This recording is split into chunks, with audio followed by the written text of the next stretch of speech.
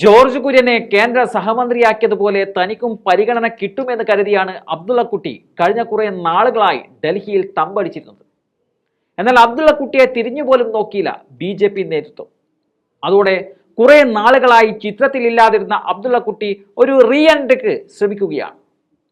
വയനാട് ലോക്സഭാ സീറ്റിലേക്ക് ഉപതെരഞ്ഞെടുപ്പിൽ പ്രിയങ്ക ഗാന്ധി എത്തുന്നതോടെയാണ് അബ്ദുള്ളക്കുട്ടി താരമാകാൻ ശ്രമിക്കുന്നത്.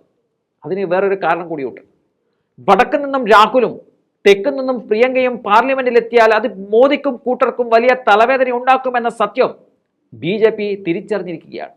അതുകൊണ്ട് തന്നെയാണ് ഇപ്പോൾ ഗാന്ധി കുടുംബത്തിന് വയനാട് വിട്ടു നൽകി എന്നുള്ള ഡയലോഗുമായി BJPക്കാർ രംഗത്തെത്തുന്നത്. ആ അവസരം മുതലെടുക്കാൻ ശ്രമിക്കുകയാണ് അബ്ദുള്ളക്കുട്ടി. പ്രിയങ്കയുടെ പ്രഖ്യാപനം വന്ന ഉടനെ ദേശീയ മുസ്ലിം എന്നറിയപ്പെടുന്ന BJPയുടെ വൈസ് പ്രസിഡന്റ് കൂടിയായ അബ്ദുള്ളക്കുട്ടി സോഷ്യൽ മീഡിയയിൽ ഒരു പോസ്റ്റുമായി വന്നിരുന്നു. ആ പോസ്റ്റ് ഇപ്പോൾ അടപടലം 3G ആയി എന്ന് പറയേണ്ടി വരും. കാരണം ലൈക്കിനേക്കാൾ കൂടുതൽ കമന്റുകളാണ്. കമന്റുകൾ ഭൂരിഭാഗവും അബ്ദുള്ളക്കുട്ടിയെ എയറിലാക്കുന്നതുമാണ്. അബ്ദുള്ളക്കുട്ടി പറയുന്നത് വയനാടിന് നെഹ്റു കുടുംബത്തിന്റെ സ്വത്തായി മാറും, അതുകൊണ്ട് വയനാട്ടുകാർ ഉണരണമെന്നൊക്കെയാണ് അബ്ദുള്ളക്കുട്ടി പറയുന്നത്. എന്നാൽ കമന്റ് ബോക്സ് പൂട്ടേണ്ട അവസ്ഥയിൽ എത്തി നിൽക്കുകയാണ് അബ്ദുള്ളക്കുട്ടി.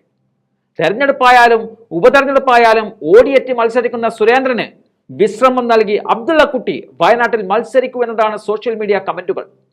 BJPയിൽ നിന്നും അർഹമായതൊന്നും അദ്ദേഹത്തിന് കിട്ടുന്നില്ല എങ്കിലും ഇനി മാറാൻ മറ്റു പാർട്ടികൾ ഇല്ലാത്ത സാഹചര്യമായതോടെ എല്ലാം സഹിച്ചും കേട്ടും നിൽക്കുകയാണ് അബ്ദുള്ളക്കുട്ടി.